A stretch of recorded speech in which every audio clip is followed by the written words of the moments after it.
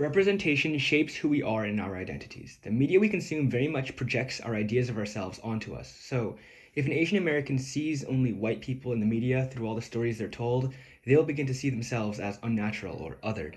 Furthermore, if the portrayal of Asians in media falls into any harmful stereotypes, then those stereotypes will be projected onto the viewers as well.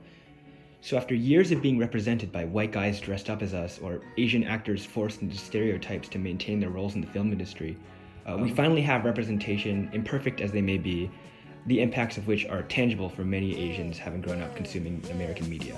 In our interactive public-facing art exhibit, Logan and I had Asian students and faculty stand against a wall with their favorite shows and films starring Asians projected onto their bodies. The shows and films chosen were ones that the participants felt represented them well, helped shape their identities, or simply made them feel seen. The projections were a means of visualizing the hand representation had in shaping our identities as Asian Americans. Good representation is important because it solidifies the fact that we're not foreigners or Asians living in America. We're here, and we're just as American as everyone else. So in this video, we'll be analyzing 3 examples of representation done right, done wrong, and everywhere in between. So without further ado,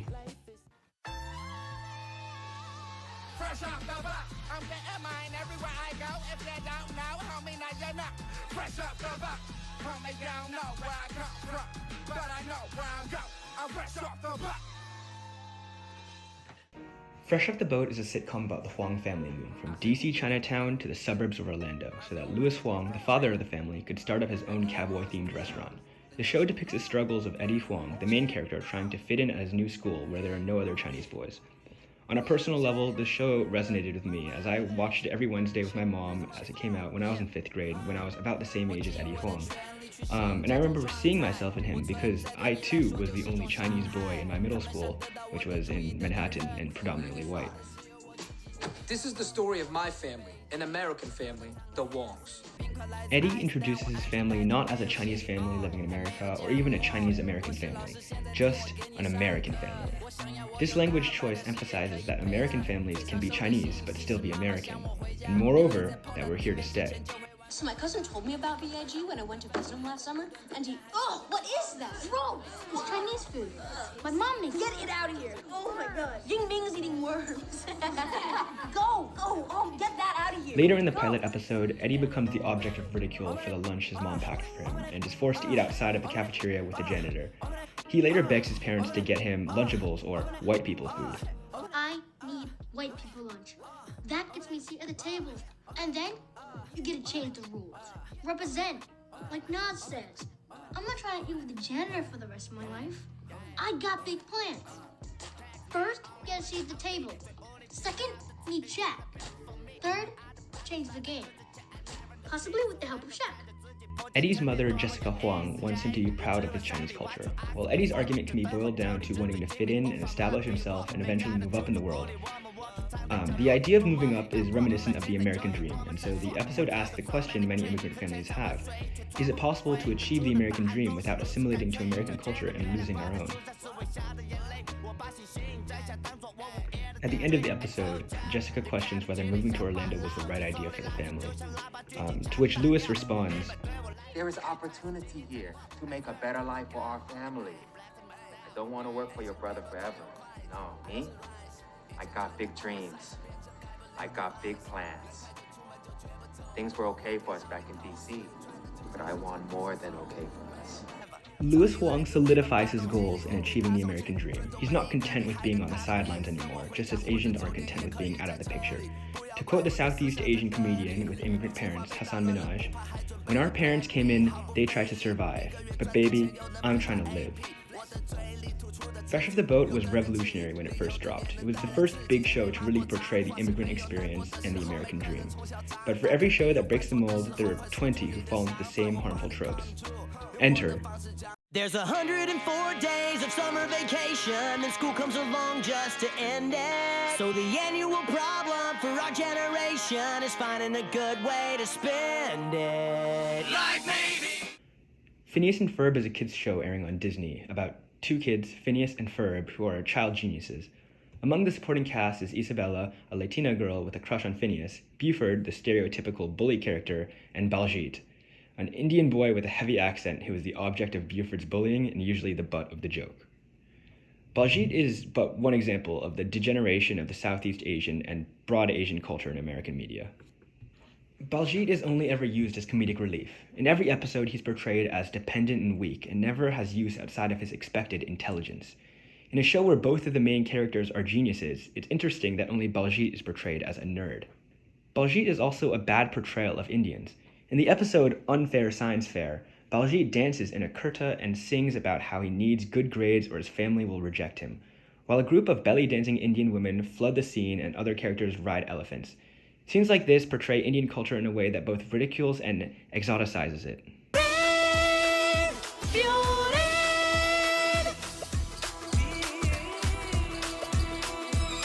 I know what we're going to do today. Ferb and I are on the case. We'll help you build your prototype. You won't be a disgrace.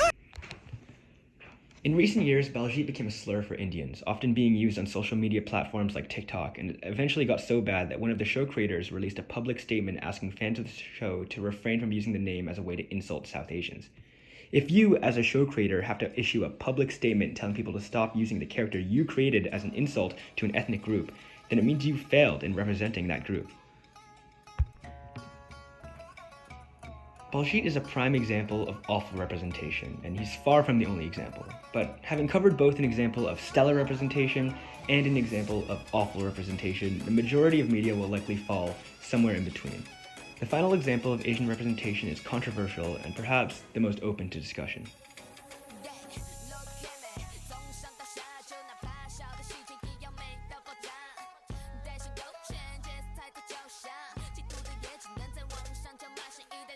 Crazy Rich Asians is a retelling of the classic European trope, royalty and commoner romance story, through Rachel, an NYU professor who embodies the American dream, and Nick Young, a member of one of the wealthiest families in Singapore. The movie opens on a Chinese family led by Eleanor Young walking into a fancy British hotel drenched from the rain speaking Cantonese. Cantonese is seen as a higher class language and a symbol of status, much like the Queen's English. When she approaches the hotel concierge, they turn her down as if to say, "This is a high-end hotel. People like you don't belong here." We're fully booked, madam. You must have made a mistake. I'm sure you and your lovely family can find other accommodation. May I suggest you explore Chinatown? Eleanor then reveals that her husband actually owns the hotel chain, and the controversy arrives because when she gets her quote-unquote revenge on the concierge, she isn't saying, "You shouldn't have turned me down because I was Chinese." She's instead saying, "You shouldn't have turned me down because I'm not like them. I'm rich." The same idea of the crazy rich Asians distinguishing themselves from them occurs over dinner when one of Rachel's friend's family members, Wai Moon Go, introduces himself to her. Nice to meet you too. Chu, Cuckoo, Kuchu, you, Kupu. I'm just kidding. I don't have an accent. I'm just messing with you. No, I studied in the States too. Yeah, Cal State Fullerton. Yeah, I majored in thought. In this scene, he ridicules Asian immigrants who never learned English properly and clarifies that he's once more not one of them. It is this class divide of rich Asians distinguishing themselves from poor immigrant Asians that brings the quality of representation of this film into question. We have to question, who is this film for? If the film can look at the majority of Asian immigrant audiences and say, "We're not like you, we're better," then does it really do its job in representing Asians? Crazy Rich Asians isn't the perfect film, but the point of the film was not to send a message or be relatable. It's a fantasy, a speculative world where Asians are the one with power. And while the film does a good job portraying Asian foods and cultures, the movie doesn't attempt to be revolutionary in its message about love winning out in the end, and it's definitely not a criticism of capitalism or social inequity. The movie doesn't touch heavily on racism towards Asians because the film doesn't want to tell its story through a white-centric lens. It's a story about generational trauma and the dichotomy between Asians and Americanized Asians. So in the end, the question still remains. Should good Asian representation be perfect retelling of our stories and struggles, or can they be fantasized stories that just happen to have Asian focuses?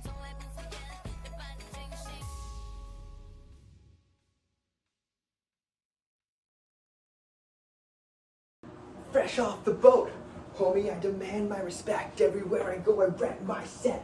Fresh off the boat, oh, you know where I come from. but I know where I'm going. I'm fresh off the boat.